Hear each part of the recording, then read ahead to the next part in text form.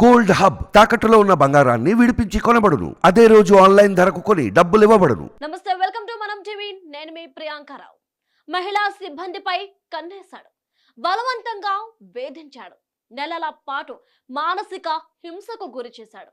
అంతేనా, ఘటనను కాస్త వీడియో తీసి మరీ పైశాచిక ఆనందం పొందాడు.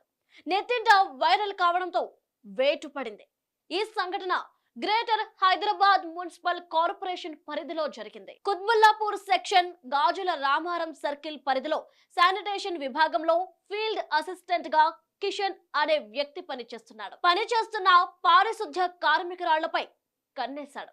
తాను చెప్పినట్లు వినాలని, లేదంటే వేధింపులు తప్పవని బెదిరించాడు. 14 మందిని గదిలోకి తీసుకెళ్లి లైంగిక వేధింపులకు పాల్పడేవాడు. ఆ తతంగాన్ని ఫోన్లో రికార్డ్ చేసి పైశాచిక ఆనందం పొందాడు. ఫీల్డ్ అసిస్టెంట్ ప్రవర్తనపై ఎవరికి ఫిర్యాదు చేయాలో తెలియక మహిళా కార్మికులు నెలల పాటు నలిగిపోయారు. వారిని అసభ్యంగా తాకుతున్న మౌన రోధనే వారికి శరణ్యమయ్యింది. ఇటీవల ఆ కీచకుడి నీచపు వీడియోలు కాస్త బయటపడ్డాయి. దీంతో తన గురించి ఎవరికి చెప్పొద్దని కిషన్ వారికి డబ్బు ఆశ చూపాడు. బాధితుల బ్యాంక్ ఖాతాలకు 10,000 లెక్కన నగదు బదిలీ చేశాడు. చివరకు ఓ బాధితురాలు మీడియా ముందుకొచ్చి జరిగిన విషయాన్ని వెల్లడించింది.